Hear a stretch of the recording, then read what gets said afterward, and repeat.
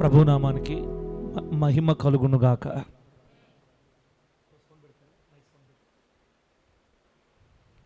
పరిశుద్ధ గ్రంథంలో నుండి దేవుని వాక్యాన్ని చదువుకుందాం. ఇది 3వ రోజు. ఈ 3వ రాత్రి ప్రార్థన కూటానికి చేరి వచ్చిన మిమ్మల్ని నా దేవుడు సమృద్ధిగా ఆశీర్వదించునుగాక. మీకు దేవుని మీద బాధ్యత ఉంది కాబట్టి క్రమంగా వస్తున్నారు. దేవుని బిడ్డలారా, కృతజ్ఞత కలిగి ఉన్నారు కాబట్టి మందిరాలకి చేరి వస్తున్నారు. సంతోషం. ఇంకా అందరూ వస్తే ఇంకా ఆనందం రావాలని మనం ప్రార్థన చేసుకుందాం.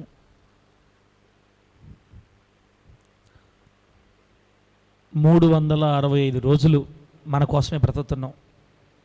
మన కుటుంబాల కోసమే బ్రతుకుతున్నాం. మన పిల్లల కోసమే బ్రతుకుతున్నాం.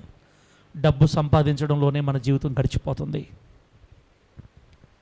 ఈ భూలోకంలో మానవుడు తన జీవితాన్ని రెండింటి కొరకు ఎక్కువ ఖర్చు పెడుతున్నాడు. ఒకటి, సంపాదన కోసం ఎక్కువ తన జీవితాన్ని ఖర్చు పెడుతున్నాడు. 2, నిద్ర కోసం ఎక్కువ ఖర్చు పెడుతున్నాడు మానవుడు. 3, తినడం కోసం ఎక్కువ ఖర్చు పెడుతున్నాడు. ఈ 3 తర్వాతే మనుషులు దేవునికి సమయాన్ని ఖర్చు పెడుతున్నారు. అయితే దేవుని ఆలోచన ఏంటంటే వీటన్నింటికంటే ఎక్కువగా మొదటి స్థితికి దేవుడు రావాలని ప్రభు కోరుకుంటున్నాడు. బైబిల్ గ్రంథంలో ఒక మాట రాయబడింది బిడ్డలారా. ఏంటంటే రెండోసారి యేసుక్రీస్తు వారు మరలా భూమి మీదకి తిరిగి వచ్చినప్పుడు, భూమి మీదకి వచ్చినప్పుడు ఆ విశ్వాసము కనుగొనునా అని రాయబడింది వాక్యంలో. మనుష్య కుమారుడు మరలా భూమి మీదకి వచ్చినప్పుడు ఆ విశ్వాసం, ఆ మొదటి విశ్వాసం, మొదటి భక్తి, మొదటి ప్రేమ కనుగొంటాడా, కనబడతాదా అని. అంటే కనబడదని అర్థం. చాలా వరకు సంఘాలు, ప్రజలు, విశ్వాసులు మనందరివి నామకే వాస్తే అయిపోయాం. నామకార్థత్వంతో నింపబడిపోయాం. ఆచారపూర్వకమైన భక్తి చేస్తున్నాం. రావాలి కాబట్టి వస్తున్నాం, వినాలి కాబట్టి వింటున్నాం, వెళ్ళాలి కాబట్టి వెళ్తున్నాం. చరణం లేదు, భక్తిలో మార్పు లేదు, జీవితంలో రోషం లేదు. యేసు కొరకు ఈ లోకాన్ని జయించాలన్న తపన మనుషులకు లేదు ఈ రోజుల్లో. అయితే బిడ్డలారా, ఏ మాత్రం కూడా కనికరం లేకుండా తీర్పు తీరుస్తాడు రేపు దేవుడు. గుర్తుపెట్టుకోండి. ఏ మాత్రం కనికరం లేకుండా తీర్పు తీర్చి మనలో ఎటువంటి చెడ్డతనం ఉన్నా కూడా విసిరి అవతల పడేస్తాడు. సిద్ధపరచబడి ఉన్న గోధుమల్ని తన కొట్టులో పోసుకుంటాడు, పరలోకం తీసుకెళ్తాడు. కాబట్టి సమయం ఉండగానే, వయసు ఉండగానే జాగ్రత్తగా ఉండండి. జాగ్రత్త పడకపోతే ఆ తర్వాత భయంకరంగా నష్టపోతావు. దేవుడు ఈ మాటలు మీకు అర్థమయ్యేటట్లు ప్రభు అనుగ్రహించి ఆయన మార్గాలలో మనల్ని నడిపించి ఆ మొదటి విశ్వాసంలో మనల్ని ప్రభు స్థిరపరచును గాక. చెప్పండి గట్టిగా ఆమేనని. హల్లెలూయా. బిడ్డలారా, వాక్యంలోకి వెళదాం.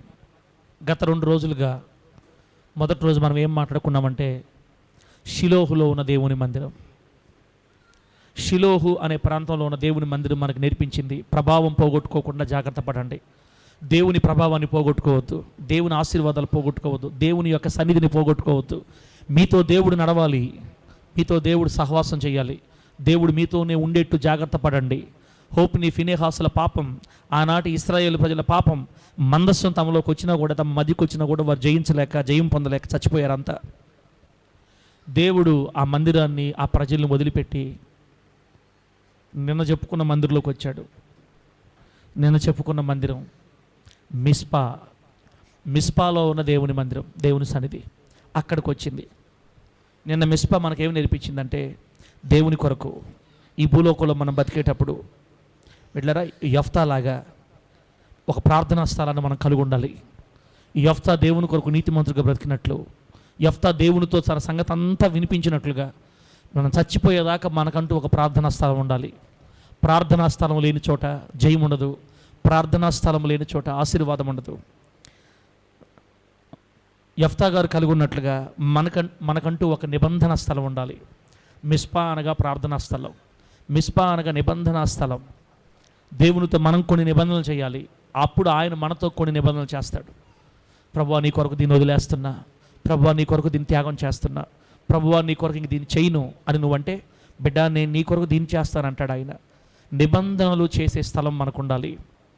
యెఫ్తా గారిలాగా పశ్చాత్తాపపడి కన్నీరు విడిచి ప్రభు దగ్గరికి వెళితే ఆ మిస్పాలో దేవుడు మనకు న్యాయం తీర్చి విజయాన్ని అనుగ్రహిస్తాడు అని నిన్న మిస్పాలో ఉన్న దేవుని మందిరం మనకు నేర్పించింది. ప్రభు నామానికి మహిమ కలుగునుగాక. చెప్పండి గట్టిగా హల్లెలూయా. ఈ పూట మరొక మందిరాన్ని గురించి మనం ధ్యానం చేద్దాం. ఆ మందిరం గిబియోనులో ఉన్న దేవుని మందిరం. ఆమేనండి. ఎక్కడ? గిబియోను. 1 షిలోహు, 2 మిస్పా, 3 గిబియోను. గిబియోనులో ఉన్న దేవుని మందిరం. ఆ విషయాలు ఏంటో, ఈ గిబియోన్ అంటే ఏంటో ఈరోజు మనం ఆలోచించి ప్రార్థనలోకి వెళ్ళిపోదాం. బిడ్డలారా, బైబిల్ గ్రంథంలో వాక్యం చదువుతున్నాను చూడండి. 1 రాజుల గ్రంథం 9వ అధ్యాయం మొదటి 3 వచనాలు నేను చదువుతున్నాను, ఆలకించండి. రాజులు మొదటి గ్రంథం 9వ అధ్యాయం 1వ వచనం నుండి 3వ వచనం వరకు నేను చదువుతున్నాను. బిడ్డలారా, సొలొమోను యెహోవా మందిరమును రాజనగరును కట్టుటయు తాను చేయగోరినదంతటిని చేయుటయు ముగించిన తరువాత గిబియోనులో ప్రత్యక్షమైనట్లు రెండవ మారు యెహోవా సొలొమోనుకు ప్రత్యక్షమై అతనితో ఇలాగు సెలవిచ్చెను.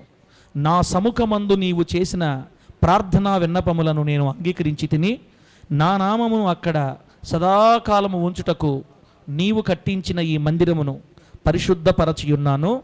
నా దృష్టియు నా మనస్సును ఎల్లప్పుడూ అక్కడ ఉండును. ప్రభువు నామానికి మహిమ కలుగునుగాక. చదివిన ఈ వాక్యాన్ని మనందరికీ అర్థమగునట్లు బోధించి వాక్యానుసారంగా బ్రతికే కృప దేవుడు మనందరికీ ప్రసాదించునుగాక. చదివిన వాక్య భాగంలో బిడ్డలారా, మనం గుర్తుపెట్టుకోవాల్సిన మాట ఏంటంటే, గిబియోనులో ప్రత్యక్షమైనట్లు రెండవ మారు యెహోవా సొలొమోనుకు ప్రత్యక్షమై అన్నది. అక్కడ సొలొమోను రాజుకి దేవుడు మొదటిసారి గిబియోనులో ప్రత్యక్షమయ్యాడంట. గిబియోను అనే ప్రాంతంలో ఉన్నటువంటి దేవుని సన్నిధిలో మాట్లాడాడు సొలొమోనుతో దేవుడు దర్శనమిచ్చి కలలో మాట్లాడాడు. మొట్టమొదటిసారి గిబియోనులో ప్రత్యక్షమైనట్లుగా ఇప్పుడు రెండోసారి మరలా ప్రత్యక్షమయ్యాడు అని మనం చదువుకున్నాం. అక్కడ ప్రత్యక్షమయ్యి, సొలొమోను, నా మందిరంలో నా సముఖమందు నువ్వు చేసిన నీ ప్రార్థన నేను అంగీకరించాను, నా మందిరాన్ని నేను పరిశుద్ధపరిచాను, నా మనస్సు నా దృష్టి ఎల్లప్పుడూ ఆ మందిరం మీదే ఉంటాయి అని ఏదో సొలొమోను గారు దేవుడు మాట్లాడుకుంటున్నారు రెండోసారి. ఇక మీకు మన విషయంలోకి వెళ్ళి అర్థమయ్యేటట్టు నేను చెప్తా. ఈరోజు మనకు నేర్చుకోబోతున్నటువంటి దేవుని స్థలం గిబియోను. ఈ గిబియోను గురించి కొన్ని విషయాలు మీకు నేను చెప్తాను. బిడ్డలారా, అసలు ఈ గిబియోను ప్రస్తావన ఈరోజు మనం నేర్చుకుందాం. మొట్టమొదటిసారి సొలొమోనుకు దేవుడు ఎక్కడ ప్రత్యక్షమయ్యాడు, ఈ గిబియోను ఎలా మాట్లాడాడో కొన్ని విషయాలు చెప్తా వినండి. దావీదు గారు 40 సంవత్సరాలు ఇజ్రాయేలు దేశాన్ని దీవెనకరంగా దిగ్విజయకరంగా పరిపాలించాడు.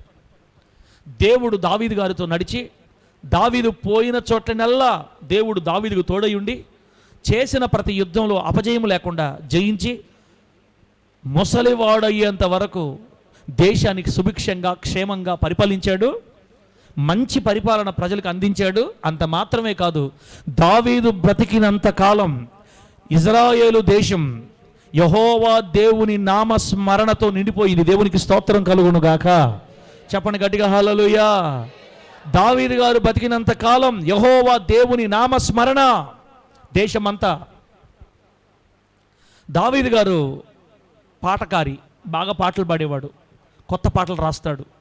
కొత్త పాటలు రాయటం, పండగలప్పుడు అందరూ వస్తారు కదా, వాళ్ళ ముందు ప్రార్థన చేసి ఓపెన్ చేసి పాడటం. దావీదు గారు వాయిద్యకారుడు, వాయిద్యాలు వాయిస్తాడు బాగా. ఆయన గొర్రెలు కాచుకునే దగ్గర నుండే పాటలు రాయటం అలవాటు.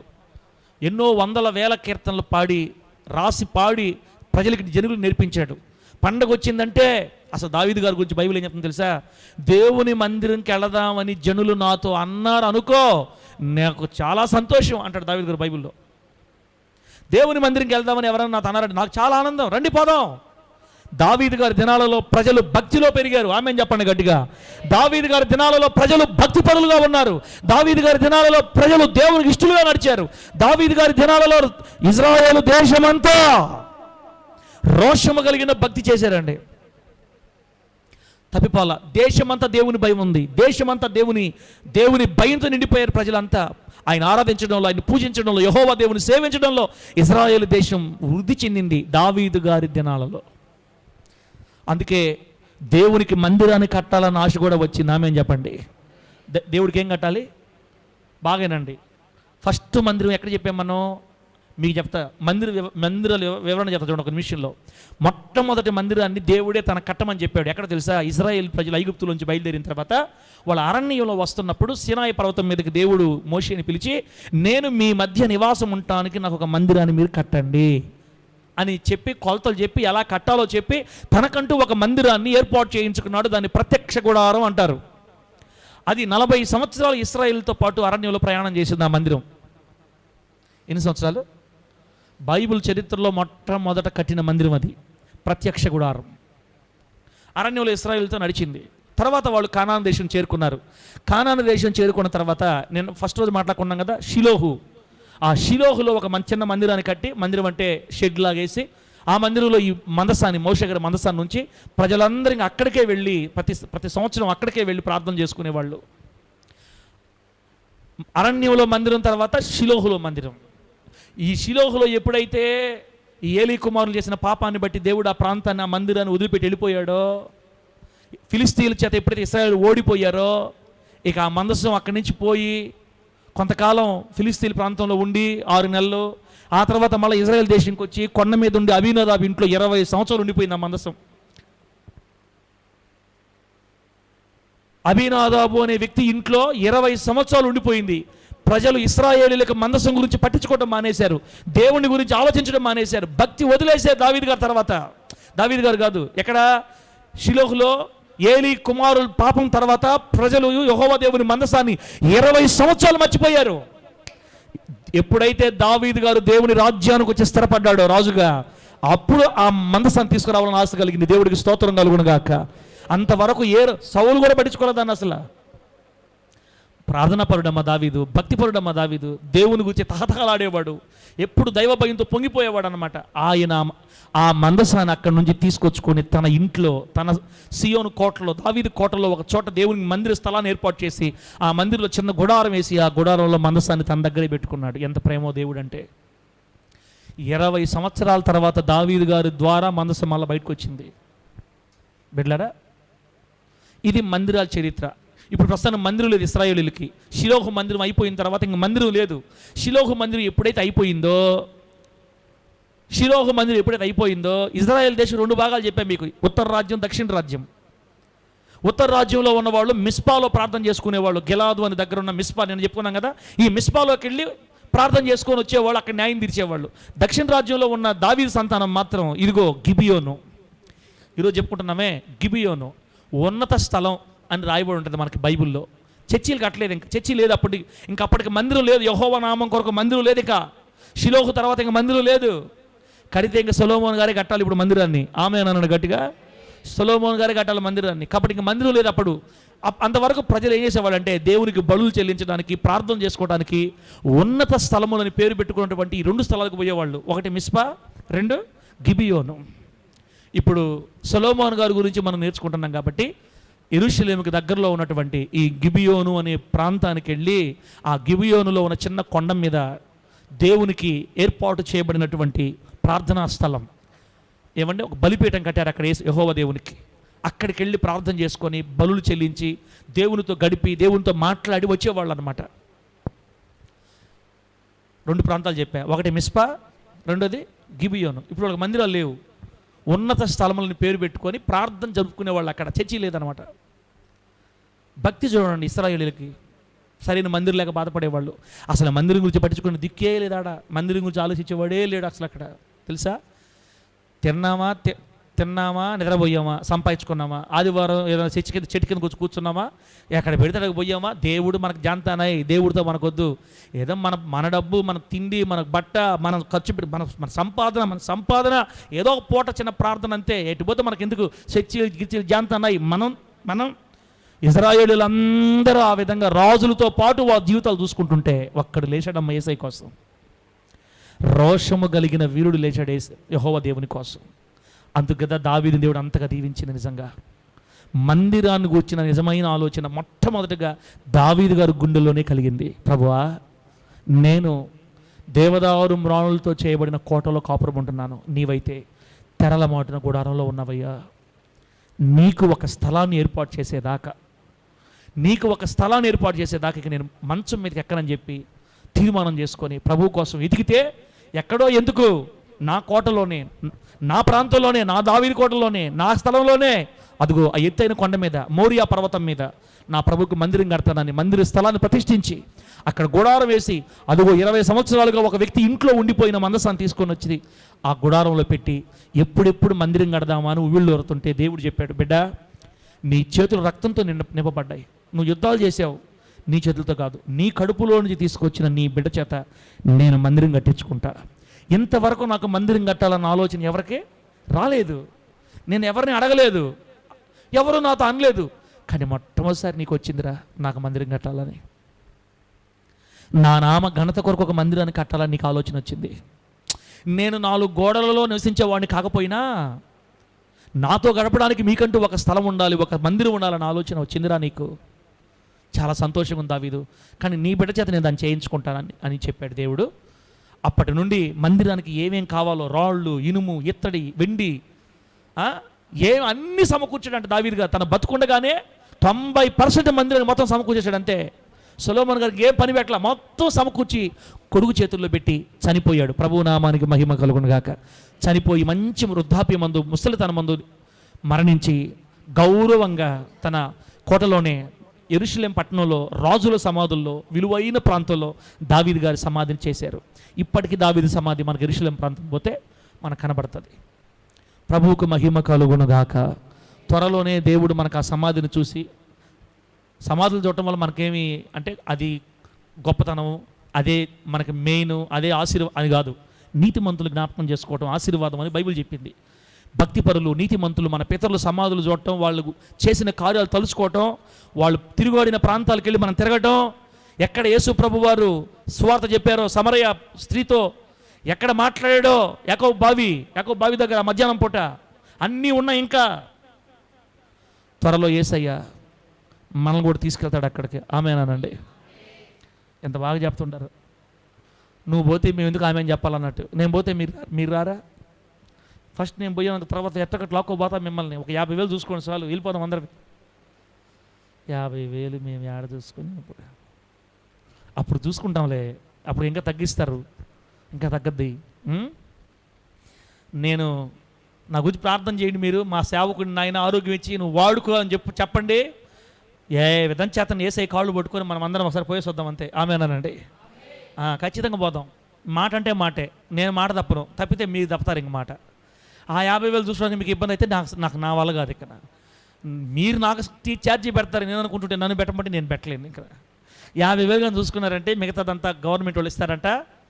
యేసు నామములో ఐగుప్తు స్టార్టింగ్ ఐగుప్తు దేశం, ఐగుప్తులో ఇశ్రాయేల్ ప్రజలు ఎక్కడైతే ఉన్నారో అక్కడ తీసుకెళ్తారు.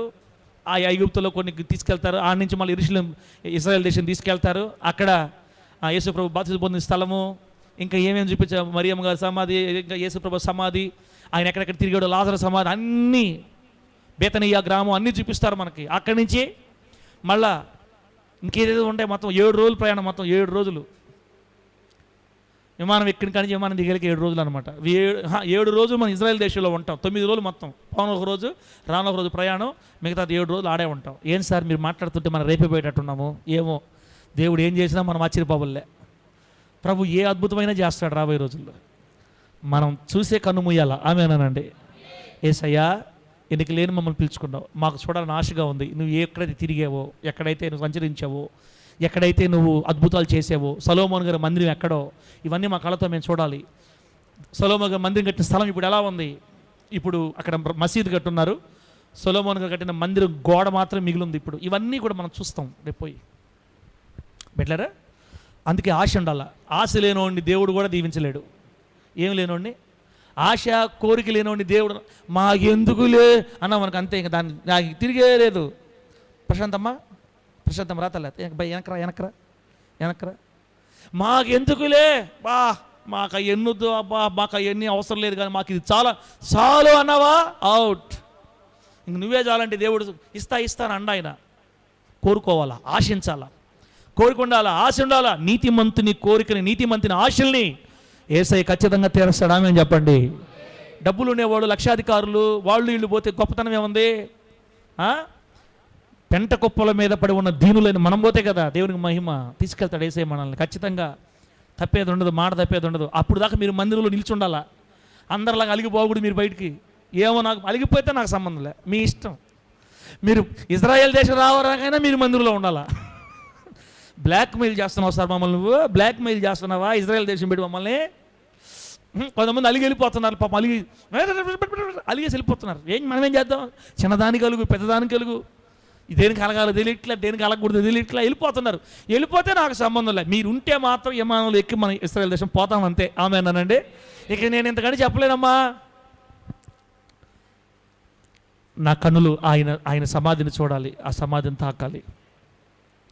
ఆయన తిరిగాడిన నేల మీద ఆ వీధుల్లో మనం తిరగాలి. యేసు ప్రభు వారిని గాడిద మీద ఎక్కించి హోసన్న హోసన్న అని పాటలు పాడుకుంటూ ఖర్జూర పంటలు చేత పట్టుకొని యెరూషలేము మందిరం తీసుకొని వస్తారు. ఇప్పటికి కూడా గాడిదలు అక్కడ సిద్ధంగా ఉంటాయంట. ఫ్రీగా కాదు, డబ్బులు పెట్టాలా. అది గాడిదని ఎట్టగైతే ఊరేగించుకుంటా యేసుని తీసుకుపోయారో మనల్ని కూడా ఎక్కి తీసుకుపోతారంట. ఆ గాడిది కూడా ఎక్కాలి మనం. యాకోబన్న మామూలు కుదరదు ఇక్కడ. అన్నీ నా ఆశలు తీర్చువాడా, నా ఆశలన్నీ నీపైనే. నా ఆశలు తీర్చువాడా. మీరు అనుకుంటాను చాలా కష్టం, ఇది చాలా ఈజీ తమ్ముడా, చాలా ఈజీ, ఇది చాలా సులువు. పూరిపాకలో ఉన్నప్పుడే విమానం ఎక్కించి దేశం దాటి తీసుకుపోయాడు యేసయ్య మనల్ని. ఆమేనండి. పూరిపాకలో ఉన్నప్పుడే ప్రారంభ దినాలలోనే తల్లి రూతమ్మ తల్లిని ప్రభువు లేపుకొని ఆయన ప్రేమించి ఆ తల్లి ఎంతో కష్టపడి మనల్ని ఇక్కడి నుంచి దేశాన్ని దాటించి ప్రభు ఆ తల్లి ద్వారా తీసుకెళ్ళాడు మనల్ని. అది చాలా ఈజీ. మీకు అంత కష్టంగా ఉంటుందేమో కానీ చాలా ఈజీ. నమ్మాలి మనమైతే, విశ్వసించాలా. యేసుక్రీస్తు వారు యెహోవా దేవుడు ఎర్ర సముద్రాన్ని చీల్చాడా చీల్చలేదా? ఏదైనా చూస్తున్నారు, సముద్రం చీల్చాడు. నీ తలకాయ ఏడన్నా సముద్రం చీల్తుంది ఏడన్నా అన్నాడు. చూస్తున్నారు మీరు. అయ్యా అమ్మా కర్ణక్క, ఎర్ర సముద్రాన్ని చీల్చి ఇజ్రాయేలు సైన్యాన్ని ఆరిన నేల మీద అవతల పక్కకి నడిపించాడా నడిపించలేదా? ఏమో మాకు తెలియదు, మేము చూడాలా అనబాకండి. చూచి నమ్మిన వారి కంటే చూడక నమ్మిన వారు ధన్యులు. మనం చూడాల, అయినా మనం నమ్ముతున్నాం, మీరందరూ నమ్ముతున్నారు. బండలో నుండి సముద్రం అంత సమృద్ధిగా నీళ్లను ప్రవహింపజేసిన రోషంగల దేవుడు మన దేవుడు. నీళ్లు లేని చోట బండ నుండి నీళ్ళని తీసుకొచ్చిన మహాగణుడైన దేవుణ్ణి సేవించిన నీవు నీరసంగా ఉండవా అని నేను అడగలేనులే మిమ్మల్ని. ఇదిగో బండలో నుండి నీళ్లను తీసుకొచ్చిన రోషంగల దేవుడు. సముద్రం అంత సమృద్ధిగా నీళ్లు తాగడానికి అవే, బట్టలు ఉతుకోవడానికి అవే, స్నానానికి అవే, భోజనానికి అవే. అక్కడి నుంచి మనుషులు తిరిగి లేచేదాకా పోయేదాకా ఆ బండలో నుంచి నీళ్లు ప్రవహిస్తూనే ఉన్నాయి. ఒక బండలో నుండి సముద్రం అంత నీళ్లు ఎలా వచ్చాయి? వస్తాయి, యేసయ్య ద్వారా వస్తాయి. పూరిపాకలో ఉన్నప్పుడే విమానాల్లో తిప్పిన నా దేవుడు తిప్పడా? నన్ను తిప్పడం గొప్ప విషయం కాదు, నన్ను ఖచ్చితంగా తిప్పుతాడు. తిప్పకుండా నేను దేవుడిని ఒప్పుకోను. అసలు ప్రపంచమంతా తిప్పాలా, నన్ను ఎట్టా తిప్పుతాడు, మిమ్మల్ని తిప్పాలి, అది నా కోరిక. మీరు కూడా రావాలా, ఇజ్రాయెల్ దేశం మన అందరం పోవాలా. ఇదిగో 2012 నుంచి ఈ బిడ్డ దేవుని సంఘంలో నమ్మకస్తులుగా ఉంది. ఇదిగో మా రాహేలక్క, మా యాకోబన్న అని అప్పుడు కూడా చెప్పాలి మేము. యాకోబన్న ఆమె దానికి వెళ్ళిపోయాను కేర్ దగ్గరికి. యాకోబన్నకు ఆ అవకాశం ఆరోను నువ్వు ఉండవా? ఉంటావు, ఉండవు రేపా? సార్ నువ్వేదో గిబియోన్ గురించి చెప్తాను చెప్పి విమానాల గురించి చెప్తున్నావేంది నువ్వు? గిబియోన్ గురించి ఎత్తివి, లాస్ట్కి వచ్చి మాకు అన్ని ఆశలు పెడుతుంటివి విమానాలని. ఎందుకు సార్ మేమేదో టిఫిన్ షాపులో ప్లేట్లు కడుక్కునే వాళ్ళమి, మేమేదో పోర్ట్లో పనికి పోయేవాళ్ళమి, ఈ 4 ఏళ్లలో పని చేసుకుని మాకు ఎందుకు సార్, మమ్మల్ని ఎందుకు సార్ నువ్వు లేనిపోని ఆశలు పెడతావు నువ్వా? నా ఆశలు తీర్చువాడా, నా ఆశలన్నీ నీ పైనే.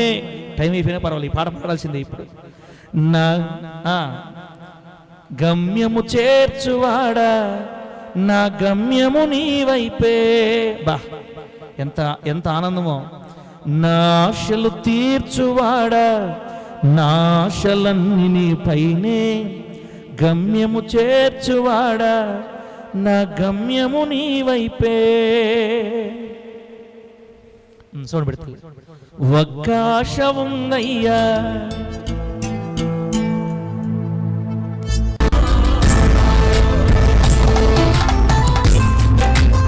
చప్పట్లు కొట్టు.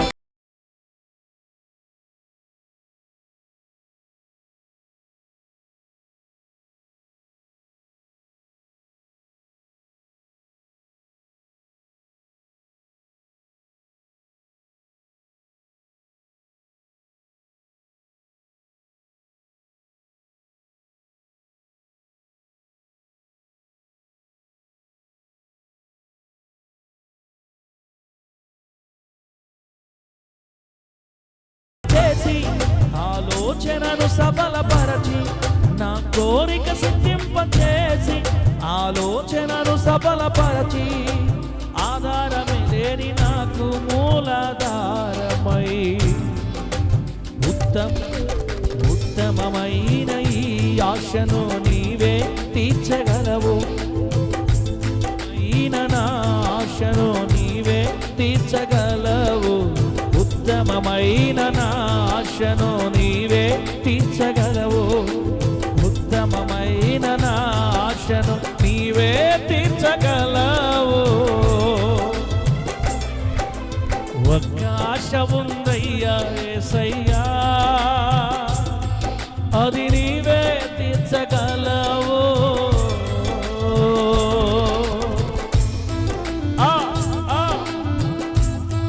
విమానాలెక్కి యెరూషలేము పోయి యేసయ్య సమాధి చూస్తేనే ఇంత ఆనందం అయితే, రానున్న రాజులకు రాజు, ప్రభువులకు ప్రభువుతో కలిసి 1000 ఏళ్ళు ఈ భూమిని పరిపాలిస్తే ఇంకెంత ఆనందమో. ఆ 1000 ఏళ్ల తర్వాత యేసుతో కలిసి పరలోకానికి వెళితే ఇంకెంత ఆనందమో.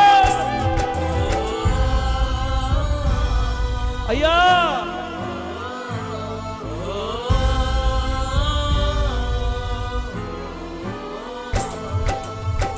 నీవిచ్చిన ప్రారంభ పరిచర్యను విస్తరింపచేశావు, న్యాయాధిపతి పురమగునట్లుగా. Praise the lord. పాడు. నీవిచ్చిన ప్రారంభ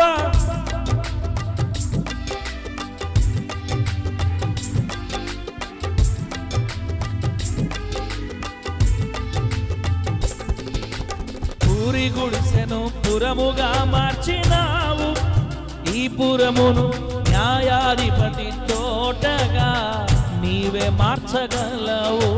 పూరి గుడిసెను పురముగా మార్చినావు, ఈ పురమును న్యాయాధిపతి తోటగా నీవే మార్చగలవు. ఆశలు తీర్చువాడా యేసయ్యా, గమ్యము చేర్చువాడా, నా గమ్యము నీవైపే. అయ్యా ఆశలు తీర్చువాడా, నా ఆశలన్నీ నా బిడ్డలందరూ తీసుకొని నేను యెరూషలేము వెళ్ళాలయ్యా. నా సంఘం అంతటి తీసుకొని ఈ బిడ్డలందరూ తీసుకొని మేము వెళ్ళాలి. ఆశ ఉందయ్యా యేసయ్యా, అది నీవే తీర్చగలవు. పాడదా మళ్ళా.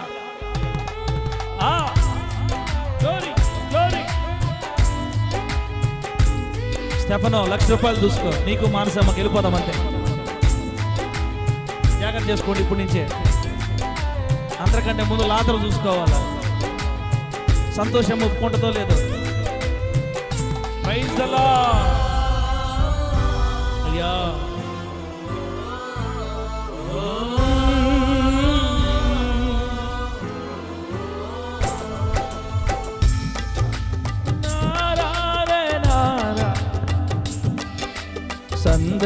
సందర్శించినావు, ఏదేను తోటల నన్ను మార్చాలని. తారరా తారరా. Praise the lord. నీవిచ్చిన న్యాయాధిపతి పురమును సందర్శించినావు, ఏదేను తోటల నన్ను మార్చాలని. ఏదేనులో ఒక తోటను వేసినావు, నెల్లూరులో న్యాయాధిపతి కోటను నీవే కట్టగలవు. ఏదేనులో ఒక తోటను వేసినావు, నెల్లూరులో న్యాయాధిపతి తోటను నీవే కట్టగలవు. ఆశలు తీర్చువాడా, నా ఆశలన్నీ నీపైనే. గమ్యము చేర్చువాడా, నా గమ్యము నీవైపే. హల్లెలూయా. ఆశలు తీర్చువాడా, నా ఆశలన్నీ నీపైనే. గమ్యము చేర్చువాడా, నా గమ్యము నీవైపే. ఒక్క ఆశ ఉందయ్యా యేసయ్యా, అది నీవే తీర్చగలవు. ఆశ ఉందయ్యా యేసయ్యా, అది నీవే తీర్చగలవు. నా కోరిక సిద్ధింపచేసి ఆలోచనను సఫలపరచి, నా కోరిక సిద్ధింపచేసి ఆలోచనను సఫలపరచి, ఆధారమే లేని నాకు మూలాధారమై, ఉత్తమమైన ఈ ఆశను నీవే తీర్చగలవు. ఉత్తమమైన మా ఆశను నీవే తీర్చగలవు. ఉత్తమమైన నా ఆశను నీవే తీర్చగలవు. ఉత్తమమైన నా ఆశను నీవే తీర్చగలవు. ఒక్క ఆశ ఉందయ్యా యేసయ్యా, అది నీవే తీర్చగలవు. హల్లెలూయా. ప్రభు నామానికి మహిమ కలుగును గాక. ఈ కలలన్నీ మీకు నెరవేరాలంటే మీరు మర్యాదగా, నిన్ను ఏ తోటలో దేవుడు పెట్టాడో ఆ తోటలోనే మరణం దాకా ఉండాల. మీ ఇష్టం. ఒక సంతోషకరమైన వార్త ఏంటంటే, మన మందిరంలో నుండి తప్పిపోయిన ఒక 3 కుటుంబాలు మరలా తిరిగి రావాలని అన్నట్లుగా మనకు వార్త తెలిసింది. ఒక 3 కుటుంబాలు బిడ్డలారా, వాళ్ళందరికీ ఆశపడుతున్నారు. సార్ ఏమనుకుంటాడేమో, సార్ ముఖం చూడలేకపోతున్నాం అని అన్నట్టు తెలిసింది ఈరోజు. బిడ్డలారా, వాళ్ళు పోయిన నాటి నుండి పాస్టర్ అమ్మ నేను ప్రార్థన ఆపలేదు, వాళ్ళ గురించి చేస్తూనే ఉన్నాం. మంచి బిడ్డలు, ప్రేమగల బిడ్డలు. చిన్న చిన్న పరిస్థితులకే మనసు కొంచెం కష్టం చేసుకొని బయటికి వెళ్ళిపోయారు బిడ్డలు. వారు వెళ్ళిన తర్వాత చాలా ఇబ్బందులు పడ్డారనమాట. పరిస్థితులు చాలా ఇబ్బందిగా మారిపోయాయి. వారు అడుగు వేసే ప్రతి అడుగు ఇబ్బంది పాలైపోయింది. నేను చెప్తున్నాను కదా, ప్రేమించే దైవజనుడి దగ్గర నుండి, కన్నీళ్ళు విడిచే సేవకుడి దగ్గర నుండి కావాలని వెళ్ళిపోతే క్షేమం ఉండదు ఎవరు కూడా. నేను మిమ్మల్ని భయపెట్టాలని కాదు, కొంతమంది అలా వెళ్ళి బాధపడుతున్నారు. త్వరలో దేవుడు మనల్ని మన దగ్గరికి ఆ బిడ్డలు తీసుకొచ్చి ఈ దొడ్డిలో దేవుడు వారిని చేర్చునుగాక. ప్రార్థన చేయండి ఆ బిడ్డలు వచ్చేటట్లుగా, త్వరలో మళ్ళీ కలుసుకునేటట్లుగా. బిడ్డలరా, మంచిది. ఎక్కడికి వెళ్ళనిడు దేవుడు. మనలో తప్పు ఉంటేనే వెళ్ళిపోయిన వాళ్ళు అక్కడ సేఫ్గా బయట ఉండగలుగుతారు. మనలో తప్పు లేకపోతే బిడ్డలు మళ్ళీ తీసుకొని వస్తాడు ఆయన ప్రేమతో, వాళ్ళకి తెలియజేసి. ఇప్పుడు పాయింట్లోకి వెళ్దాం. ఇంక మనం ఈరోజు యెరూషలేము ఆశలతోనే మన ఈరోజు వాక్యం అయిపోయింది. గిబియోను గురించి కూడా ఇంకెక్కువ మాట్లాడుకోలేము మనము. ఒక 10-15 నిమిషాలు ఆపేద్దాం. ఎక్కడ ఆపాము? ఎక్కడి నుంచి పోయాం తమ్ముళ్ళారా చెప్పండి. గిబియోను ఎక్కడ యోసేపు పాయింట్ ఎట్టపోయింది? ఎక్కడి నుంచి మనం యెరూషలేము దగ్గర తిరిగాం? మళ్ళా దావీదు గారు దేవునికి మందిరాన్ని కట్టాలన్న ఆశ కలిగితే, అప్పటికి మందిరాలు లేవు. షిలోహు మందిరం పోయిన తర్వాత 2 చోట్ల ప్రజలు దేవుణ్ణి స్తుతించేవాళ్ళు. ఒకటి మిస్పా, 2 గిబియోను.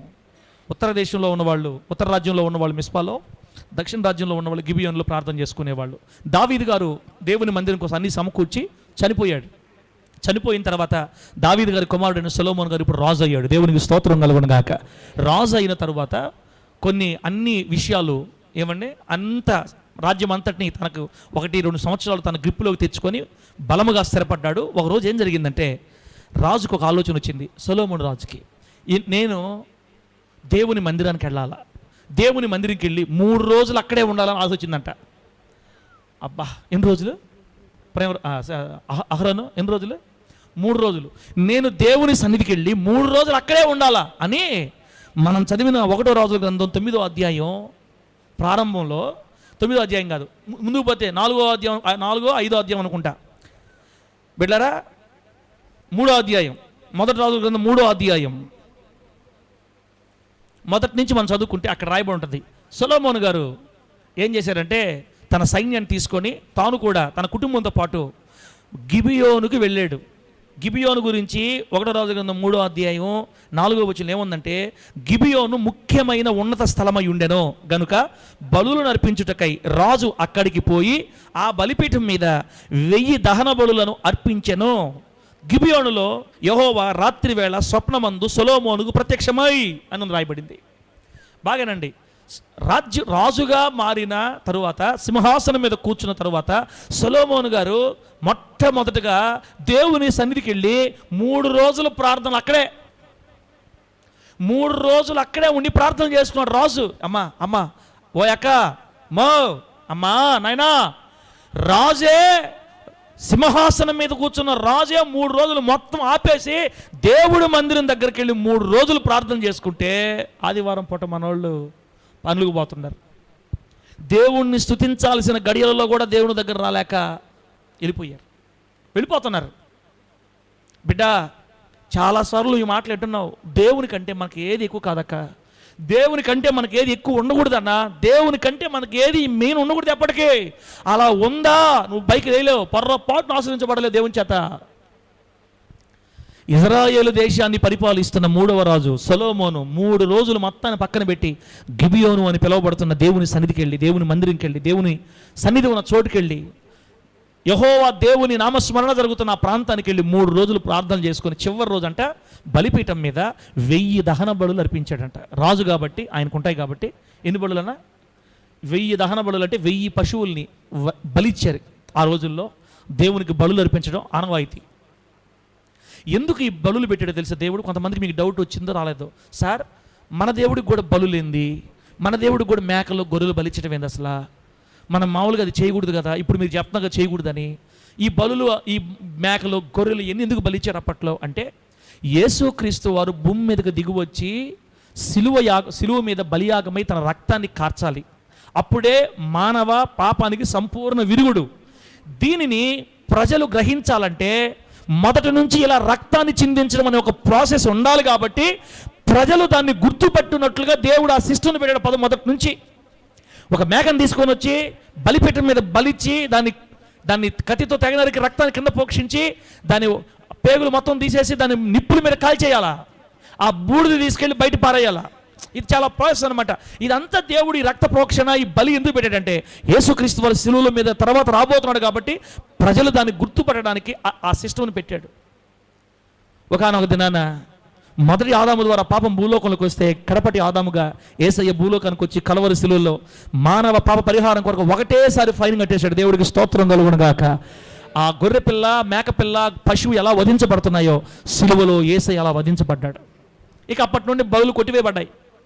ఇక కొత్త నిబంధన క్రైస్తవులకి బలులే లేవు. ఇక యేసయ్య కావాల్సింది బలులు కాదు, మన హృదయమే. దేవునికి మహిమ కలుగునుగాక. సరే, ఆ రోజుల్లో బలి విధానం ఉండేది కాబట్టి సొలొమోను గారు 1000 ఎద్దుల్ని, కోడెల్ని, దూడల్ని దేవునికి బలి ఇచ్చాడండి. రాజు వాళ్ళ నాన్నకి ఎంత ప్రేమో దేవుడు అంటే, సొలొమోను కూడా దేవుడు అంటే అంతే ప్రేమ. బాగానండి. తల్లిదండ్రులు దేవుని మీద ప్రేమ కలిగి ఉన్నారనుకో, పుట్టిన బిడ్డలకు కూడా దేవుని మీద ప్రేమ వస్తుంది. బాగానండి. తల్లిదండ్రులుగా మనకి దేవుని మీద ప్రేమ ఉంటే మన బిడ్డలకి దేవుని మీద ప్రేమ వస్తుంది. తల్లిదండ్రులే దేవుని మీద ప్రేమ లేకుండా ఉన్నారనుకోండి, పిల్లలకు పొర్రపాటును కూడా దేవుని మీద ప్రేమ రాదు. అందుకే మన బిడ్డలకి కానుకలు ఇవ్వడం మనం నేర్పించాలా. వాళ్ళ చేత ప్రతి ఆదివారం మన కానుకలు వేయించాలా. దైవజనునికి వందనాలు పెట్టమని చెప్తుండాలా. సేవకుడికి వందనాలు చెప్పు, అమ్మకి వందనాలు చెప్పు, ప్రైజ్లాడు చెప్పు, ప్రైజ్లాడు చెప్పు అని ప్రైజ్లాడు చెప్పడం నేర్పించాలా. కానుకలు ఇచ్చేది ఒక చిన్నప్పటి నుంచే. సండే స్కూల్ అయితే సండే స్కూల్లో ఆదివారం అయిపోయిన తర్వాత ఇట్లా కానుకలు వేయాలి దేవునికి అని కానుకలు వేయించాలి. వందనాలు చెప్పి నేర్పించాలి. ప్రార్థనలో కూర్చోబెట్టుకు మనతో పాటు కూర్చోబెట్టి పాటలు పాడుతున్న వాళ్ళు చూస్తుంటారు, ప్రార్థన చేసే వాళ్ళు చూస్తుంటారు. తల్లిదండ్రుల్లో ఉన్న భక్తి పిల్లలు చూస్తే పిల్లలు ఆ ప్రేమ, ఆ భక్తి నేర్చుకుంటారండి. దావీదు గారు ఎంత భక్తిపరుడైతే తన కుమారుని సొలొమోను సేమ్ యాజ్ ఇట్ ఈజ్గా సింహాసనం ఎక్కిన తొలి రోజుల్లోనే దేవుని మందిరానికి వెళ్ళి 3 రోజుల పాటు ప్రార్థన చేసుకొని ఉపవాసం ఉండి లాస్ట్ రోజు 1000 దహన బలులు ప్రభువుకు చెల్లించి ప్రార్థన చేసుకొని అలా పడుకున్నాడో లేదో కలలోకి దేవుడు వచ్చి సొలొమోనుతో మాట్లాడుతున్నాడు. దేవునికి స్తోత్రం కలుగునుగాక. చెప్పండి గట్టిగా హల్లెలూయా. సొలొమోనా, ఏమి కావాలి నీకు అని అడిగాడంటమ్మా. అబ్బా, ఏమడిగాడు దేవుడు వచ్చి? 3వ అధ్యాయం 5వ వచనంలో, అప్పుడు యెహోవా గిబియోనులో రాత్రి వేళ స్వప్నమందు సొలొమోనుకు ప్రత్యక్షమై, నేను నీకు దేనినిచ్చుట నీకు ఇష్టమో దానిని అడుగుమని దేవుడు అతనితో సెలవీయగా. బాగానండి. సొలొమోను దేవుడికి 1000 దహన బలులు అర్పించిన తర్వాత కనబడ్డాడు. నా మాట బాగా ఆలోచించండి. 1000 పశువుల్ని, అంటే ఎంత ప్రేమ ఉంటే దేవునికి 1000 పశువులు ఇస్తాడు. 1000 పశువులు సంపాదించుకోవాలంటే ఏనా చిన్న కష్టమన్నా? బాగానండి, చూడండి. 1000 పశువులు సంపాదించుకోవాలంటే ఎంత కష్టం, ఎంత డబ్బు ఖర్చు పెట్టాలా? ఆయనకి ఏం సార్ రాజుకి ఎంత? రాజు ఊరకనే అయ్యాడా? ఎంత ప్రేమిస్తే దేవుడు రాజును చేశాడు. బాగా చూడండి, 1000 దహన బలులను దేవునికి సమర్పించి ఆ రోజు రాత్రి ప్రార్థన ఆయన నిద్రపోతుంటే కళలోనికి దేవుడు వచ్చి, సొలొమోనా, నా కోసం 1000 దహన బలులు ఇచ్చావా? అంత ప్రేమ నేనంటే నీకు. సరే కానీ నేను నీకు ఏది ఇవ్వడానికి నీకు ఇష్టమో దాన్ని అడుగు, నీకు ఇస్తా అన్నాడంట. అబ్బా, అదే మాట ఇప్పుడు మనల్ని కానీ అడిగితే మనం ఏమడతాం? ఇజ్రాయెల్ పాస్టరా, నేను నీకు ఏది ఇవ్వాలని కోరుకుంటున్నావు, నీకు ఏది ఇష్టమో అడుగు, నేను ఇస్తానన్నాను కానీ అడిగితే ఫస్ట్ 10 ఎకరాలు అంటానేమో. నువ్వు ముందు నెల్లూరులో 10 ఎకరాల తర్వాత చూసుకున్న తర్వాత సంగతి, మందిరం కావాలి నాకు ఫస్ట్ అని అంటానేమో. సౌండ్ లేకుండా, టైం లేకుండా అడిగేస్తా దేవుడిని, 10 ఎకరాలు అని చెప్పేసి అడిగేస్తా. మనది అది, మనది అట్టుంటుంది మన జ్ఞానం. సొలొమోను గారు నిద్రలో ఉన్నారు. స్వప్నం ముందు దేవుడు సొలొమోను దగ్గరికి వచ్చి, సొలొమోనా, నీకేం కావాలి అడుగు. అప్పుడు సొలొమోను చెప్తున్నాడు, ప్రభువా, చిన్న వయసులో ఉన్న నన్ను నా తండ్రి తర్వాత రాజుగా ఏర్పాటు చేసుకున్నావు. పసివాణ్ణి, నీ రాజ్యం చూస్తే లెక్కింప శక్యం కానంత ప్రజలు సమృద్ధిగా విస్తరించున్నారు. నీ ప్రజల మీద నన్ను నాయకుడిగా చేసావు. కానీ ఈ వయసులో వాళ్ళకి న్యాయం తీర్చడానికి నాకు శక్తి చాలదయ్యా. నీవు నాకు వివేకము గల హృదయాన్ని, జ్ఞానాన్ని ఇస్తేనే నేను నీ ప్రజలకి న్యాయం తీర్చగలుగుతా. నీ ప్రజలకి సరిగ్గా న్యాయం తీర్చగలిగిన వివేకము గల హృదయాన్ని, జ్ఞానాన్ని నాకు అనుగ్రహించు. జ్ఞానం కావాలి ప్రభు అని అడిగాడు. ఇదంతా జరిగింది ఏ ప్రాంతంలో తెలుసా? ఈరోజు మనం మాట్లాడుకుంటున్న గిబియోను అనే స్థలంలో. ఆమేనండి, చెప్పండి గట్టిగా హల్లెలూయా. ఇది గిబియోనులో ఉన్న మందిరం, గిబియోనులో ఉన్న దేవుని సన్నిధి. ప్రభువా, నాకు జ్ఞానం కావాలి ప్రభువా. అప్పుడు దేవుడు అంటాడు, సొలొమోనా, ఎవరన్నా ఏమన్నా అడగమంటే మొదట ఏమంటుందో తెలుసా? ప్రభువా, నా మీదకి ఏ శత్రువు రాకూడదు ప్రభువా.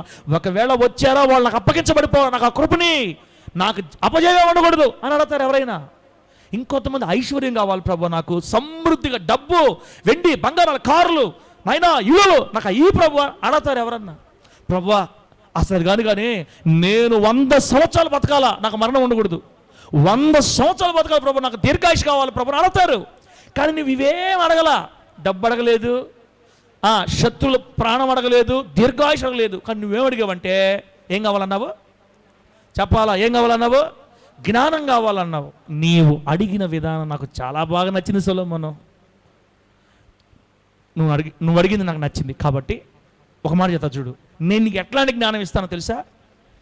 భూమి పుట్టింది మొదలుకొని ఈ రోజు దాకా పుట్టిన వాళ్ళలో ఎవరికీ లేనంత జ్ఞానాన్ని నేను నీకు ఇస్తా. ఆమేనండి.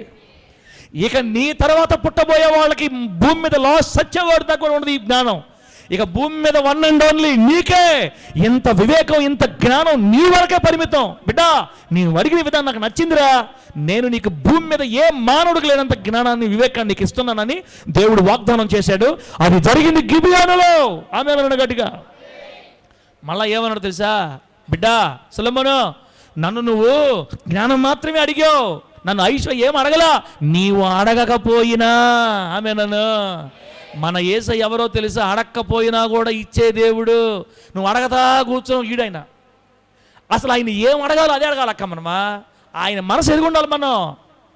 ఆయనకి ఏదంటే ఇష్టం తెలుసా? బాగా నేను నీకోసం పరిశుద్ధంగా బతుకుతాను ప్రభు అన్నావు అనుకో, నువ్వు ఏం అడగకపోయినా ఇచ్చేస్తాడంతే. ఆయనకి ఏది ఇష్టమో మనం తెలుసుకో ఉండాలా. యేసయ్యా, నా నోటిని, నా కళ్ళని, నా హృదయాన్ని కాపాడుకోవాలని కోరుకుందయ్యా. నీకోసం నమ్మకంగా బతికి నిన్ను సంతోషపెట్టాలని నాకు ఆశ ఉందయ్యా. నేను నీకోసం నిలబడతానయ్యా, నాకు సహాయం చేయంటే ఎంత మురిసిపోతాడో. 2 అంతస్తులు ఇల్లు ఇస్తావా ఇవ్వా అన్నాం అనుకో, అది నచ్చదు ఆయనకి. అట్టుండదు, అవన్నీ అడగదు ఆయన్ని. అయ్యా, నీ కొరకు ఒక 10 మందిని సంపాదించగల జ్ఞానం, కృపని నాకు 5 సంవత్సరాలు 7 సంవత్సరాలు నేను మందిరంలోకి వచ్చి ఒక్కడిని కూడా నేను ప్రభు నీకోసం తీసుకురాలా. అయ్యా, నా తల్లి, నా తండ్రి, నా అన్నదమ్ములు అందరి లోకంలోనే శాపగ్రస్త అనుభవాల్లోనే, విగ్రహారాధనలోనే ఉన్నారు. ఇంకా నన్ను పిలుచుకున్నావు, ఒక్కరిని కూడా నేను ఇంకా తీసుకురాలేకపోయా. తండ్రి, ఒక్క 10 మంది నేను చచ్చిపోయే లోపల నా ద్వారా ఒక 10 మంది నీ రాజ్యంలోకి రావాలయ్యా. అయ్యా, ఆత్మలు సంపాదించడం ఎట్లాగో నాకు నేర్పించయ్యా, వాళ్ళతో ఎలా మాట్లాడో నాకు జ్ఞానం అయ్యా. అయ్యా, నీ కొరకు నేను ఆత్మలు సంపాదించాలి, అదే నా ఆశ. ఎంత పొంగిపోతాడు ఆ మాటకి. ప్రేమరాజు, దేవునికి ఇష్టమైనవేవో అవి మనం అడిగితే ఎంత సంతోషపడతాడు తెలుసు ఆయన. సొలొమోను గారికి అది అవసరమైంది కాబట్టి అది అడిగాడు ఆయన. మనకు జ్ఞానము, ఇప్పుడు మనం ఈ జ్ఞానం ఏం చేయాలా? మంచిదే, జ్ఞానం కావాలా మనకి. కానీ సొలొమోను గారి కంటే ఆయన రాజు, ఆయన దేశంలో రకరకాల ప్రజలు, లక్షల మంది ప్రతి న్యాయం తెచ్చాలి కాబట్టి ఆయనకు కావాలి జ్ఞానం. మనకి జ్ఞానం కావాలా. కానీ అంతకంటే ముఖ్యంగా మనకేం కావాలో తెలుసా? అయ్యా, నిన్ను సంతోషపెట్టాలి ఈ భూలోకంలో. నీ మహిమ కోసం బతకాలి, నిన్నే నేను ఆరాధించాలి, నా ప్రాణం పోయేంత వరకు నిన్ను సంతోషపెడతానని నేను చచ్చిపోవాలా. అయ్యా, ఒక్క 10 మంది నీ కోసం సంపాదించాలి ఈ జీవితంలోనా? రేపేమో లెక్క చెప్తారు తల్లా మీరు ప్రభు దగ్గరికి వెళితే. కనికరమ్మా, నా కొరకు నువ్వు భూమి మీద ఏం తీసుకొని వచ్చావు భూమి మీద నుంచి అని అడిగితే, ఏం తీసుకొచ్చామా వాళ్ళు అడగతున్నాం మమ్మల్ని అంటామా? అందామా? ఏందయ్యా తీసుకొచ్చేది? తలకాయ తీసుకొచ్చేదే అందామా? ఆయన దగ్గర సిగ్గుబోద్ది. తెలుసా మీకు? సిగ్గుబోద్ది. కోట్ల మంది పరిశుద్ధుల మధ్యలో మనల్ని అడతాడు ఈ మాట, బిడ్డ నా కోసం ఏం తీసుకొని వచ్చావు? భూమి మీద నేను నీకు 58 సంవత్సరాల ఆయుష్ ఇచ్చా, భూమి మీద నేను నీకు 70 సంవత్సరాల ఆయుష్ ఇచ్చా, భూమి మీద నీకు డబ్బునిచ్చా, బంగారం ఇచ్చా, ఇల్లునిచ్చా, కారులు ఇచ్చా, సర్వసమృద్ధినిచ్చా. నా కొరకు భూమి మీద నుంచి వస్తా ఏం తీసుకొని వచ్చావు? ఏం తీసుకురాలని పాసిపులు కానీ చూపిస్తే పెటాను కొట్టి అందరి మధ్యలో పొరుగు పోయి ఒక కిరీటం కూడా లేక, లాజరు జీవితాంతం ఇంతే లాజరు మనమా? ఇంతేనా? ఎప్పుడు మనం ఇతరులను రక్షించేది ప్రభు కొరకు? 4 మాటలు చెప్పి వాళ్ళని ప్రభు దగ్గర తీసుకొచ్చేది ఎప్పుడు మనం? చెప్పండి. సొంత ఇంటి వారినైనా మన ఇంటి వారినైనా కూడా ప్రభు కోసం ప్రభాతం చేయలేకపోతున్నామే. భర్తలు భార్యలు మార్చలేకపోతున్నారు, భార్యలు భర్తలు మార్చలేకపోతున్నారు, తల్లిదండ్రులు పిల్లలు మార్చలేకపోతున్నారు, పిల్లలు తల్లిదండ్రులను మార్చలేకపోతున్నారు. యేసయ్య ఆశలు మనం ఎరగాల. ప్రభు నాకు జ్ఞానం కావాలని ప్రభు అంటే, నువ్వు అడగకపోయినా నేను నీకు ఐశ్వర్యం ఇస్తా. ఆమేనానండి? నువ్వు అడగకపోయినా నీకు ఘనతనిస్తా. ఆమేనను? నీ అడగకపోయినా నీకు నేను దీర్ఘాయువునిస్తున్నాను బిడ్డ. ముసలి వాడయ్యే వరకు బతాతావు నువ్వు. ఆమె చెప్పు గట్టిగా.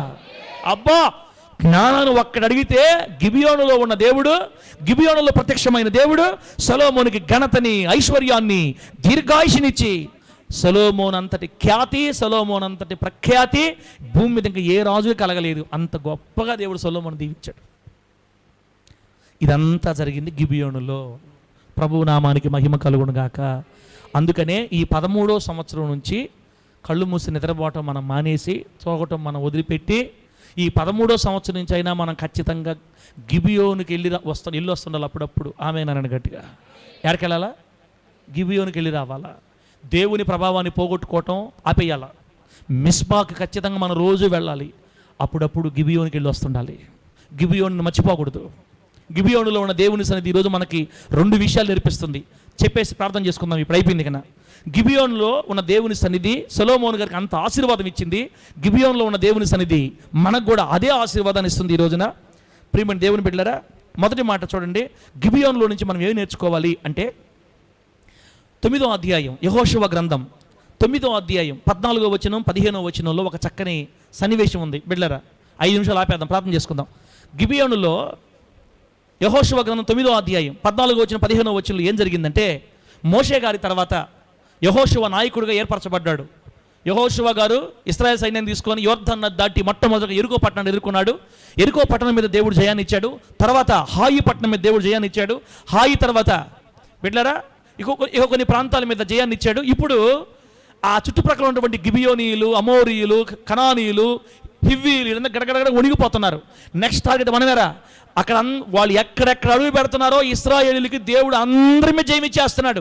యెహోషువ సైన్యం అందరినీ ఊచకోత కోస్తున్నారు. రే, వాళ్ళతో వాళ్ళ దేవుడు ఉన్నారా అని చెప్పడం గట్టిగా. వాళ్ళకి ఎదురుపోయి మనం బతకడం అసాధ్యం అని గిబియోను అనే ప్రాంతంలో కాపురం ఉన్న గిబియోనీయులు తెలుసుకొని, ఇజ్రాయేలీలతో యుద్ధమాడి గెలవలేము సరికదా, సస్తాంరా అని ఎరిగి ఇజ్రాయేలుకి ఎదిరిగిపోయి సత్య సమాధిలోకి పోవటం కంటే పోయి వాళ్ళ కాళ్ళు పట్టుకొని వాళ్ళకి దాసోహం అయిపోవటం మేలని తలంచి, కొంతమంది పెద్దలు ఏం చేశారంటే ఒక 10 మందిని ఈ పురుషుని పిలిచి వాళ్ళందరికీ పాత వస్త్రాలు వేసి, బాగా మాసిపోయి చించేసిన వస్త్రాలు వాళ్ళకి వేసి, గడ్డలు బాగా పాసి మట్టి కొట్టి ఒక గడ్డలుగా మట్టి కొట్టి తల మీద మట్టి కొట్టి వాళ్ళకి ఎండిపోయిన రొట్టె ముక్కలు వాళ్ళ చేతికిచ్చి, గాడిదలు ఇచ్చి ఒక నాటకం ఆడమని పంపించాడు అనమాట యెహోషువ గారి దగ్గరికి, ఇశ్రాయేల్ దగ్గరికి. నాటకం ఆడమని. ఏ నాటకం తెలుసు అది? అయ్యా యెహోషువ గారు, మేము దూర ప్రాంతం నుంచి మీ దగ్గరికి వస్తున్నాం. నమ్మరా, మా గడ్డలు చూడండి పెరిగిపోయినాయి, మా బట్టలు చూడండి మాసిపోయి ఉన్నాయి, స్నానం కూడా లేదు, మేము బయలుదేరి చాలా రోజులు అయింది, ఇదిగో మా రొట్టెలు చూడండి ఎండిపోయినాయి, మేము ఎక్కడి నుంచో వస్తున్నాం. ఎందుకు వచ్చారు? అయ్యా మీ దేవుడు మీకు ఎప్పుడో చోట్లల్లో జయమిస్తున్నాడని మాకు అర్థమైపోయింది. తిరిగి మళ్ళీ మీరు మా దగ్గరకు వస్తారు. అయ్యా మేము దూరం నుంచి వచ్చాం. అయ్యా, ఒకవేళ మీరు మా దగ్గరికి వస్తే మేము మీకు దాసులైపోతాం, అంతే. మమ్మల్ని సంపొద్దు, మేము మీకు ఎదురు తిరగం, మేము లోబడిపోతున్నామని మమ్మల్ని మీ దాసులుగా చేసుకోండి అని వచ్చారు. నాటకం ఆడుతున్నారు. వాళ్ళు దూరపోళ్ళు కాదు, దగ్గర వాళ్ళు పక్కన వాళ్ళే, నెక్స్ట్ టార్గెట్ వాళ్ళే. ఇకనా అయితే దేవుడు దగ్గర సెలవు తీసుకోకుండా యెహోషువ గారు కానీ ఇశ్రాయేలీలు కానీ దేవుడి దగ్గర సెలవు తీసుకోకుండా, అది ఎక్కడ ఉంటుంది? యెహోషువ గ్రంథం 9వ అధ్యాయం 14 ఉంటుంది ఈ మాట. ఇశ్రాయేలీలు యెహోవా చేత సెలవు పొందకయే వారి ఆహారంలో కొంత పుచ్చుకొని యెహోషువ ఆ వచ్చిన వారితో సమాధానపడి వారిని బ్రతకనిచ్చుటకు వారితో నిబంధన చేసెను, మరియు సమాజ ప్రధానులు వారితో ప్రమాణం చేసిరి. ఈ నటించడానికి వచ్చినటువంటి పురుషులు మాటలు నమ్మేసి దేవుని అడగకుండానే ఆ పురుషులతోటి ప్రమాణం చేశారు. మేము ఇక మీదట మిమ్మల్ని చంపము, మీరు మీ ప్రాంతాల్లో సేఫ్గా బతకొచ్చు, కానీ మీరు మాకు దాసులుగా ఉండాలి అని వాళ్ళకి 2 పనులు పెట్టారు. మీరు మాకు కట్టెలు నరికే వాళ్ళుగా పనిచేయాలా? ఆమెనండి. ఏం పని మీ దగ్గర నుంచి? మాకు కట్టెలు నరికించాలి, దేవుని మందిరానికి మీరు నీళ్లు చేదిపోయాలా, ఇది మీ పని అని వాళ్ళకి పనులు ఏర్పాటు చేసి వాళ్ళు పంపించేశారు. తర్వాత రోజు తెలిసింది వాళ్ళు నటించారు, యాక్షన్ చేశారు, వారు మనల్ని మోసం చేశారు, మన పక్కన ఉండేవాళ్ళే అని. కానీ దేవుని ముందు ప్రమాణం చేశారు కాబట్టి గిబియోనీయుల్ని చంపకుండా వదిలేశారు. ఆమేనండి. చంపకుండా వదిలేశారు. వాళ్ళ ప్రాంతాన్ని తాకల, లోబడిపోయారు, దాసులు అయిపోయారు. ఆ ప్రాంతమే గిబియోను ప్రాంతం. ఇప్పుడు గిబియోను దేవుని సన్నిధి మనకేం నేర్పిస్తుందంటే, గిబియోనులో ఉన్న దేవుని సన్నిధి మొట్టమొదటి మనకేం నేర్పిస్తుందంటే, ఇదిగో గిబియోనీయులు ఎలాగైతే జ్ఞానం కలిగి ఇజ్రాయెల్ దగ్గరికి వెళ్ళి ముందుగానే, అయ్యా మీతో మేము యుద్ధం చేయలేము, మేము చచ్చిపోతాం, అయ్యా మాకు వద్దయ్యా, మేము దాసులైపోతామని ఎలా వాళ్ళు ఒప్పుకొని లోబడి తమను తాను తగ్గించుకొని వెళ్ళారో, గిబియోనులో ఉన్న యేసయ్య వద్దకి ఈరోజు రాత్రి నువ్వు రావాలా? ఆమేనన్న గట్టిగా. ఇంకా ఈ మందిరంలో చాలామంది ఒప్పుకోకుండా కొన్ని పాపాల్లో కొనసాగుతున్నారు. బిడ్డ, చిన్నది కావచ్చు పెద్దది కావచ్చు, నీ మనసాక్షి దేవుని దూరంగా ఉంది. ఇంకా ప్రభుబలు తీసుకుంటున్న నీవు, బాప్తిస్మం తీసుకుంటున్న నీవు కొన్ని అపవిత్రమైన రహస్య పాపాల్లో పడిపోయి ఉన్నావు. ఇంకా నువ్వు ఒప్పుకోలేదు. గిబియోనులో ఈరోజు దేవుడు నీతో మాట్లాడుతున్నాడు. గిబియోనులో ఉన్న దేవుడు నీ కొరకు ఒక ద్వారం తెరుస్తున్నాడు. ఈరోజు రాత్రి ప్రభు దగ్గరకు వచ్చి, అయ్యా నేను నీకు ఎదురుడి నేను నిలబడలేను, నేను నీకు వ్యతిరేకంగా పాపంలో ఉండి నేను సాధించేది ఏమీ లేదు, నేను నా కుటుంబం సచ్చి నరకాన్ని వాడడం తప్ప ఈ పాపం ద్వారా నాకు వచ్చే మేలు ఏదీ లేదు, నా జీవితాంతం నీకు దాసుడుగా బతుకుతాను, నన్ను క్షమించి నన్ను చంపకుండా వదిలేయి అని గిబియోనీలు ఆ రోజు దేవుని సన్నిధిలో యెహోషువ అడిగినట్లుగా ఈరోజు ఈ మందిరంలో నువ్వు యేసయ్యతో సమాధాన పడాలా? ఆమేనన్న గట్టిగా. సమాధాన పడితే బ్రతుకుతావు. సమాధాన పడకుండా ఈరోజు రాత్రి పాత పాపాన్ని, రహస్య పాపాన్ని నీ గుండెలో పెట్టుకొని ఇలాగే వెళ్ళిపోతే నాకు సంబంధం లేదు, దేవుడికి సంబంధం లేదు. ఒక్కొక్కరిని చంపుకుంటా వస్తుంది యెహోషువ సైన్యం. ఒక్కొక్క ప్రాంతం వాళ్ళ స్వాధీనం అయిపోతుంది. దేవుడు వాళ్ళ ముందు యుద్ధాలు చేస్తున్నాడు. ఇదిగో తెలివిగా వచ్చి ఉప్పేసుకొని లోబడిపోయి దాసులైపోయారు, బతికిపోయారు అంతే. ఈరోజు రాత్రి గిబియోనులో ఉన్న యేసయ్య వద్దకు నువ్వు వచ్చి, ప్రభువా తెలియకొని పొరపాట్లు చేశాను, బాప్తిసం తీసుకున్నాను, బల్లలో చేతులు వేస్తున్నాను, అయ్యా చేయాలని లేదయ్యా, దాని రోజు నాకు బయటికి రావాలని ఆశ ఉందయ్యా, నా వల్ల కావట్లేదయ్యా, ఆ ఒక్కటి నన్ను వదిలిపెట్టట్లేదు, నన్ను కనికరించు తండ్రి, నన్ను క్షమించయ్యా, నా జీవితాంతం నీ దాసునిగా, నా జీవితాంతం నీ బానిసగా బతకతా, ఏ మరణం నా మీద రానివద్దని ఇప్పుడు నువ్వు క్షమాపణ అడగాలి. ప్రభుని క్షమాపణ అడిగితే, హృదయపూర్వకంగా నువ్వు ఒప్పుకుంటే, అతిక్రమములు దాచిపెట్టకుండా ఒప్పుకొని విడిచిపెట్టగలిగితే, కనికరం కలిగిన దేవుడు ఈ మందిరంలో గిబియోనులో కాపురమున్న దేవుడు నిన్ను ఆశీర్వదించి నీ పాపాలు కడిగేస్తాడు యేసు నామములో. చెప్పండి గట్టిగా హల్లెలూయా. అబద్ధాలు ఆడేవాళ్ళు ఒప్పుకోండి, వాళ్ళకి తగులు పెట్టేవాళ్ళు ఒప్పుకోండి దేవుడి దగ్గర. ఇప్పుడు కొండలు చెప్పేవాళ్ళు ఒప్పుకోండి ప్రభు దగ్గర, బూతులు మాట్లాడేవాళ్ళు ఒప్పుకోండి దేవుడి దగ్గర, అపవిత్రతలో సరసాల మాటలు మాట్లాడేవాళ్ళు ఒప్పుకోండి దేవుడి దగ్గర, రహస్యమైన ఇంకా అపవిత్రమైన ముచ్చట్లతో కాపురం ఉండేవాళ్ళు ఒప్పుకోండి ప్రభు దగ్గర. ఒప్పుకోకుండా ఈరోజు రాత్రి మనం ఇక్కడి నుంచి బయటకు వెళ్ళకూడదు. గిబియోను మన పాపములు కడిగి మనం ఒప్పుకుంటే మనల్ని క్షమించి మనకు బ్రతుకును ప్రసాదించే స్థలం. ఇంకా లోపల దాచుకొని పైకి భక్తిగా నటిస్తే మనుషులు మోసం చేయొచ్చేమో, కానీ మనం దేవుని పొరపాటును కూడా స్టెఫను మనుషులు మోసం చేయొచ్చు, దేవుని పొరపాటును మోసం చేయలేం. అంతరంగా ఎరిగిన దేవుడు. ఇదిగో ఆ గిబియోనీయులు జ్ఞానం చేత ముందుగానే వచ్చి కాళ్ళు పట్టుకొని క్షమాపణ అడిగి మమ్మల్ని క్షమించి మమ్మల్ని బతికించనని అడిగితే వాళ్ళని ప్రేమ చూపి యెహోషువ వాళ్ళు బతికించడం చేశాడు. అదే గిబియోనులో కాపురం ఉన్న ఆ దేవుడే నువ్వు ఒప్పుకొని విడిచిపెట్టి ప్రభుని కన్నీళ్లతో క్షమాపణ అడిగితే, చిన్నదో పెద్దదో వదిలేస్తానని చెప్తే, క్షమించయ్యని అడిగితే, ఈరోజు రాత్రి నీకు విడుదల ఉంది, ఈరోజు రాత్రి నీకు స్వస్థతుంది, ఈరోజు రాత్రి నీ పాపంలో క్షమాపణ ఉంది. ఈ గిబియోనులోనే పాపాలు క్షమించబడతాయి. ఈ గిబియోనులో మన బలహీనతలు ఒప్పుకొని దేవునికి దాసులుగా ఉంటామని మనం ఇష్టపడి ఒప్పుకుంటే గిబియోనీయులు మరణా నుంచి తప్పించబడినట్లుగా జీవాన్ని పొందుకొని ఇశ్రాయేలీల మధ్య వాళ్ళు దాసులుగా బతికినట్టు పరలోక ప్రజల మధ్య, దేవుని ప్రజల మధ్య, న్యాయాధిపతి సంఘంలో క్షేమముగా బతుకుతాం. దేవుని కోసం మనం జీవితాంతం ఆమేన్ చెప్పండి గట్టిగా. ఒప్పుకోకుండా కప్పుకుంటే బిడ్డలారా ప్రమాదం ఉంది. మన పాపాల చేత మనం చావవలసిన వారమై ఉన్నప్పుడు, మన అపరాధాల చేత మనం చచ్చిపోవలసిన వారమై ఉన్నప్పుడు దేవుడే క్రీస్తు ద్వారా, మన ప్రభు యేసు క్రీస్తు ద్వారా మనల్ని బ్రతికించాడు. ఆ క్రీస్తు దగ్గరికి వెళ్ళి మన పాపం ఒప్పుకొని ఆయనకి దాసులమైతే ఇప్పుడే మనకి క్షేమం కలుగుతుంది. మన జీవితాంతం కట్టెలు నరికే వాళ్ళంగా, ఆమె ఏ నరికే వాళ్ళంగా కట్టెలు నరికే వాళ్ళంగా, దేవుని మందిరం నీళ్లు చేరిపోసే వాళ్ళంగా వాళ్ళు బతికారు. మన పని ఏదో తెలుసా? మన బ్రతుకాల పర్యంతం వరకు దేవుని సువార్త ప్రకటించే వాళ్ళంగా, దేవుని కోసం రోషంగా బతికే వాళ్ళంగా, ఆయన పనిలో పరిగెత్తే వాళ్ళంగా, ఆయనకి చెడ్డపేరు తెచ్చి తేకుండా ఆయన మహిమ తెచ్చే వాళ్ళంగా మనం బతకాల. అది మన పని. గిబియోను పాపములు క్షమించి జీవాన్ని, బ్రతుకుని ప్రసాదించే స్థలం. ఇంకా అవకాశం ఉంది నీకు తమ్ముడా, ఇంకా వ్యర్థం చేసుకోవద్దు టయాన్ని. ఈ 13వ సంవత్సరం వార్షికోత్సవంలో మందిరం దీవించబడాలంటే, సేవ దీవించబడాలంటే మనందరం మారాలి. సంఘం అంటే మనందరం. ఈరోజు కొన్ని సంఘాలు ఎండిపోతున్నాయి. కారణం ఏంటంటే సంఘంలో ఉన్న ప్రజలు దేవునితో సమాధానంగా లేరు, దేవునితో సమాధాన పడట్లేదు, బ్రతుకును మార్చుకోవట్లేదు, ఇంకా చీకటి నింపుకొని ఇష్టానుసారంగా సాగిపోతున్నారు. నీ ఇష్టం బిడ్డ. ఈ సంఘ అభివృద్ధిలో నీ పాత్ర కూడా ఉంది. నువ్వు మారకపోతే సంఘానికి అభివృద్ధి రాదు. ఈరోజు దేవుని కోసం నిలబడాలని ప్రభు కోరుకుంటున్నాడు. బిడ్డలారా, లాస్ట్ మాట ఇందా మనం చూసుకున్నాం కదా.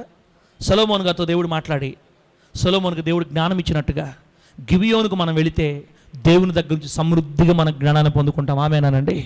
మొదటగా మన పాపాలు క్షమించి, మన మీద కనికరపడి, మనకి జీవాన్ని, బ్రతుకును ప్రసాదించి, మనల్ని క్షమించి, మనకి పని అప్పగించి ఆయన దాసులుగా చేసుకుంటాడు. రెండోది, ఆ గిబియోనులోనే ఉన్న దేవుడు మనకి జ్ఞానాన్ని ప్రసాదిస్తాడు. కుటుంబం ఎట్ట కట్టుకోవాలో, పిల్లల్ని ఎట్ట కట్టుకోవాలో, సమాజంలో విలువ ఎలా బ్రతకాలో, అనేక మంది ప్రభు కోసం ఎలా సంపాదించుకోవాలో, ప్రవర్తన ఎలా కాపాడుకోవాలో, దేవునికి మహిమగల సాక్షిగా ఎలా బ్రతకాలో సమస్త జ్ఞానాన్ని ప్రభు మనకిస్తాడు గిబియోనులోనే. వీటితో పాటుగా దేవునికి ఐశ్వర్యం ఇస్తాడు. ఆమేనండి. నీ ఆర్థిక అక్కర్లన్నీ ప్రభు తీరుస్తాడు. అప్పుల్లోంచి తీసుకొస్తాడు. ఒకరికి ఇచ్చేటట్టు ప్రభు చేస్తాడు. నీ పేరు మోగేటట్టు ప్రభు చేస్తాడు. కీర్తి ఖ్యాతి నీకు అనుగ్రహిస్తాడు. ఈ గిబియోనులో ఉన్న దేవుడే ఐశ్వర్యాన్ని ఇస్తాడు, ఘనతనిస్తాడు, గౌరవాన్ని ఇస్తాడు, మంచి పేరునిస్తాడు.